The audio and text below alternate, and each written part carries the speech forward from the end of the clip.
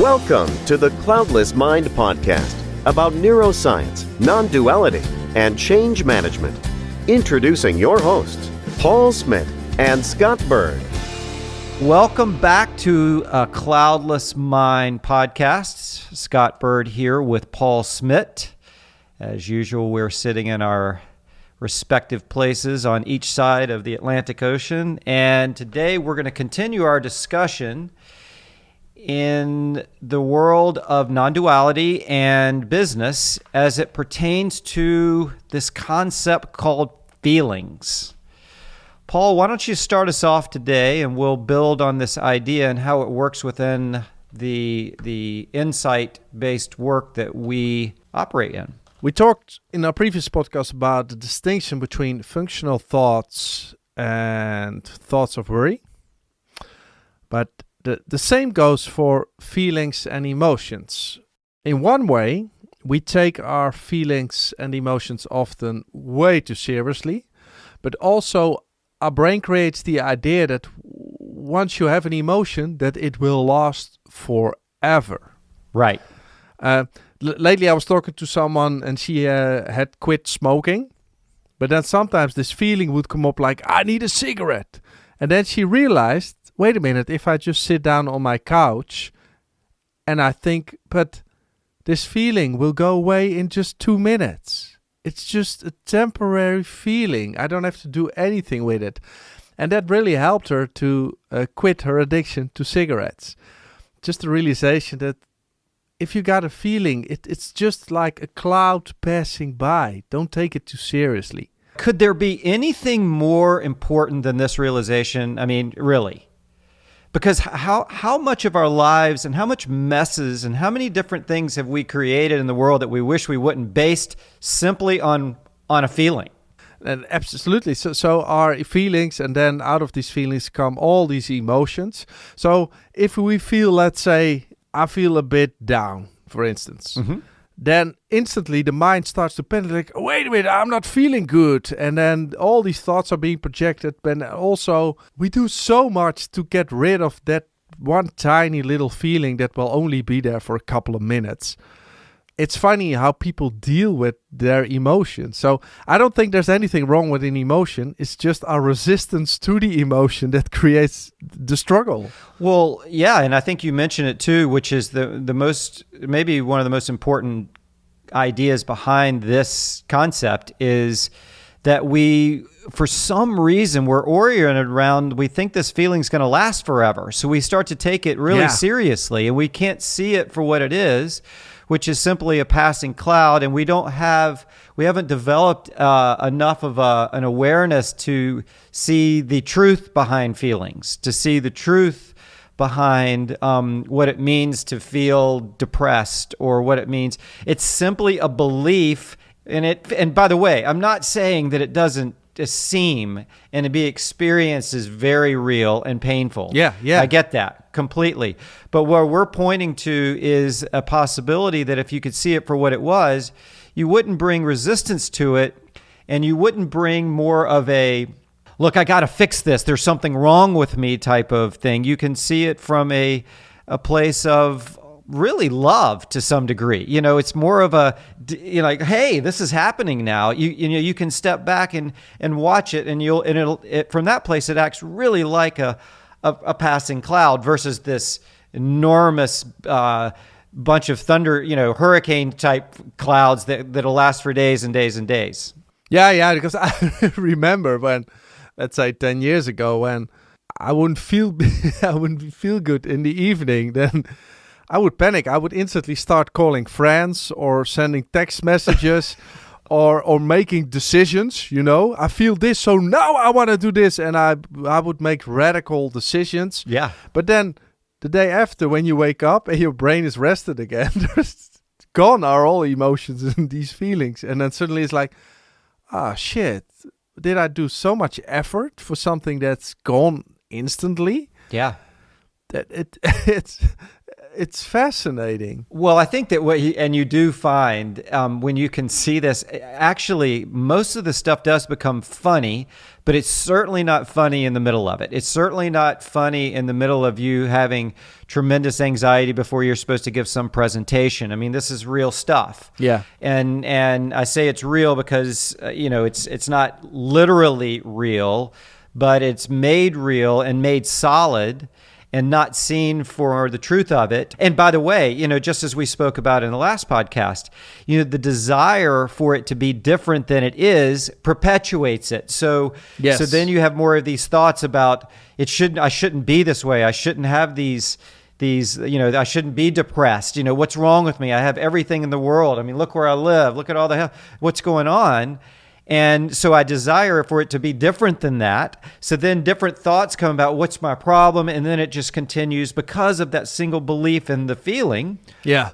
As it is you. So yeah, I mean, we can if we can really gain some true understanding around feelings, life again takes on a whole new flavor and a whole new level of performance. And this is actually one of the things that we work a lot with our clients, and I work with mine in this realm around feelings, because there's so much that goes on between teams and so many feelings that arise and so many things that aren't looked at, which cause enormous amounts of drag on performance.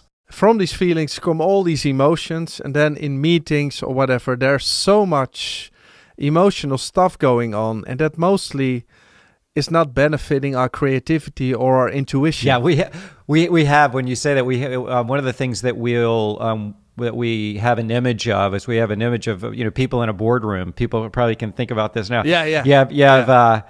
You have let's say 10 people in a boardroom, and if you could really see the reality of the situation, you could see that over this boardroom there's this enormous, thick, black cloud bank of different types of feelings, emotions, and thoughts that are unexamined, that are running the meeting. Who these people really aren't running the meeting. It's their feelings that are running a meeting. It's the other types of thoughts and clouds that are running the meeting. And gone unexamined, it just gets out of control. Yeah, and this is the same as with thoughts. You are eventually the awareness looking at thoughts, but you're also the awareness looking at feelings. I mean, you're again the empty space in which feelings come and go. Sometimes there's the feeling of anxiety, then there's anger, then there's happiness. And once you see that it just comes and goes, then the mind stops panicking and struggling with every possible emotion that comes up. And again, if you're not oriented or in a space or around an environment which invites this type of conversation, typically our society seems to be structured by giving those feelings a lot of weight. You feel bad today, and then the person on the other side, oh, that's terrible. We actually reinforce that these feelings actually mean something. Yeah, absolutely. I think a nice distinction that we make with thoughts, we got functional thoughts and thoughts of worry. But the same goes with our feelings. Mm-hmm. So sometimes a feeling, let's say your intuition, it gives you, let's say, a drive in order to change things, for instance. So imagine you're in a relationship that doesn't work, or you're having a job that you don't really like. Then it's eventually the feeling you get that gives you the trigger to make a change.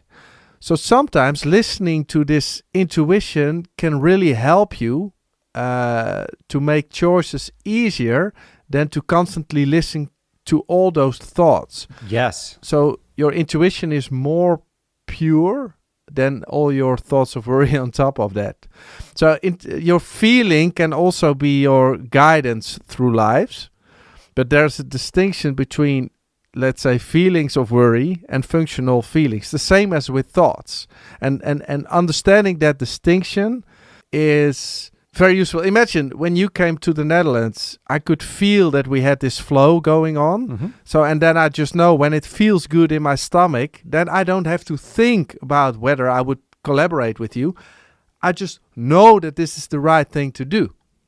And also in these circumstances, when people don't listen to that gut feeling, then you would like create Excel sheets with all the pluses and minuses and all the risks and all the strategies. And then we would start to create contracts with each other. And, while this is now all intuitive and based on trust. So well said, and so absent in most interactions with human beings, right? I'm reminded, my wife has this great analogy around feelings. Yeah. She says, I treat my feelings like the FedEx guy.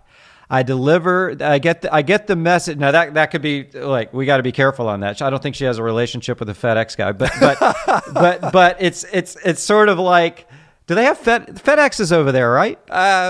No. But you know what I'm talking about. Yeah, we know it because of that movie with Tom Hanks, because he was working out at FedEx and then he ended up on a remote island and stuff, Oh, yeah. Castaway or something like that. Castaway, yeah, that's it. Yeah. Well, she has this great analogy about feelings and using the FedEx guy. The FedEx guy comes, he delivers a package. Yeah. But you don't invite the FedEx guy in. You just take the message and you see the message. Yeah. And you do whatever the message is and you operate from that, whatever you need to do. But you don't say, hey, FedEx guy, come on in, sit here, let's hang out for a couple of days, let's do that. No, the job of the FedEx guy was just to deliver the message. That's what a feeling is quite often. Absolutely. It's just to deliver the message, but inviting it in for a long-term stay, it gets a little bit weird. I love that analogy. It's perfect. Well, yeah, and so, but again, this isn't a typical type of conversation, and so if you're not awake to the environment that you're in that justifies your feelings, yes, I totally understand. For within the parameters of or the context of this work, you would see right through that. You would never make you would do everything you could to help people see that the reality of the feeling, and that's going to be something that's not comfortable in many ways because it's not in many ways politically correct. I think that is with your coaching the big difference. Normally, if people are filled with feelings and emotions, they would come to you and they would love the coach to validate them, like, oh yeah, you're right, and the other people you're dealing with are wrong, and it's so good what you did. But I think with your coaching, you're not going into the story with feelings and thoughts. You're just pointing to the nature of these feelings and thoughts, and are they actually true? Because to me, that's the only liberation there is, because otherwise you will just replace thoughts with thoughts and add feelings to feelings, and you would try to upgrade a prison while there's a way out of this mental prison. And frankly, in many ways, that's all the personal development industry is. There's a saying that I've used for years and worked with someone I've worked with many years ago. The thought is that whatever I do for A makes A more real. So the more I try to stop smoking, the more it reinforces that I'm a smoker. The more that I try to get rid of certain feelings, the more it reinforces those feelings as something that's real, and it makes it bigger and bigger.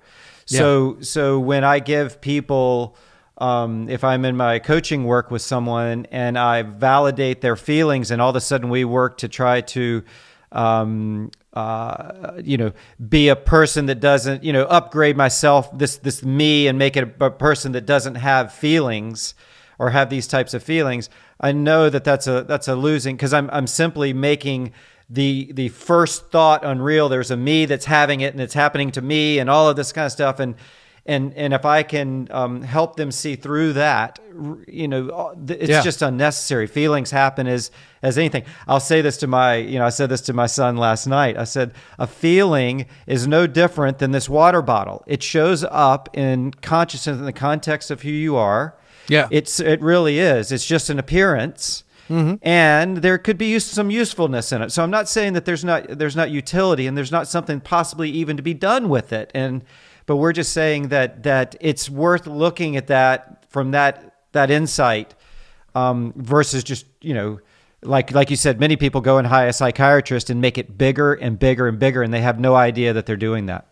True, it's like people have a backpack on and there are some stones in it, and these stones are feelings and emotions. And they come to you like, oh, I got these stones in my backpack. And you're like, oh yeah, I'll add some stones to it so you feel better. But it's hopeless because you just build up, it becomes heavier and heavier no matter what you do. It's endless.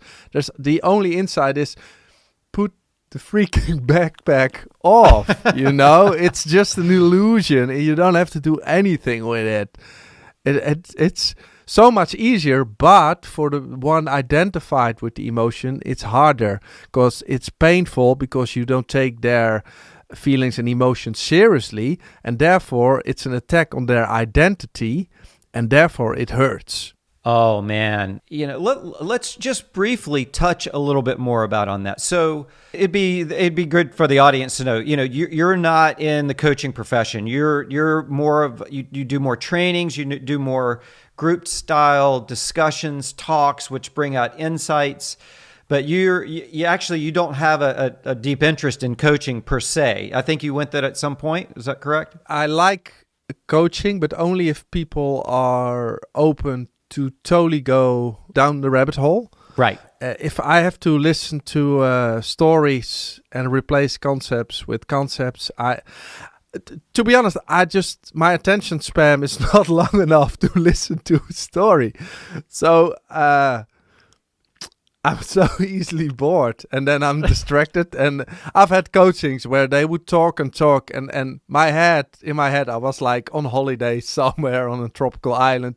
and after 3 minutes, I zoomed back, and I was like, oh shit, he's still talking, and I totally missed and I'm like, that's when I quit. I said I shouldn't do this. Well, I loved, the authenticity around that. That's why a lot of, because I really do enjoy the process of coaching. For me to be in that type of relationship, which is based around these insights that we're talking about. Yeah. There's something for me that is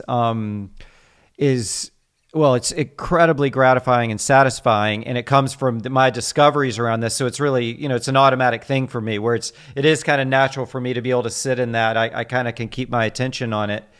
But I want to go back to what you just said is that, around when I see these, I can see that I have the ability over here as a coach to have that feeling that's there made bigger, made more, as I call it, kind of pulsing, or I believe that there's a way of being with someone around that feelings which has it diminish. Yes. And be seen for what it is, and that real relief, what I would call permanent relief, happens. And one of the things that we'll talk about more and more as we go, neither one of us have really any interest in fixes. And I think that what Paul spoke about there was, most coaching out there is simply a short-term fix about how to get something to work in the near term or whatever. Our real interest is actually having no problems at all through realization and insight.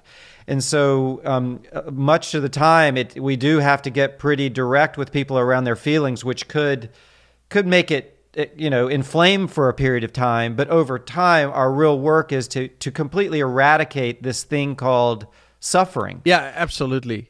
Once you see through all these things, it's such a relief. I think the best conclusion is actually thanks to your wife. It's like, feeling is like the FedEx guy. Listen to the message, but he can return.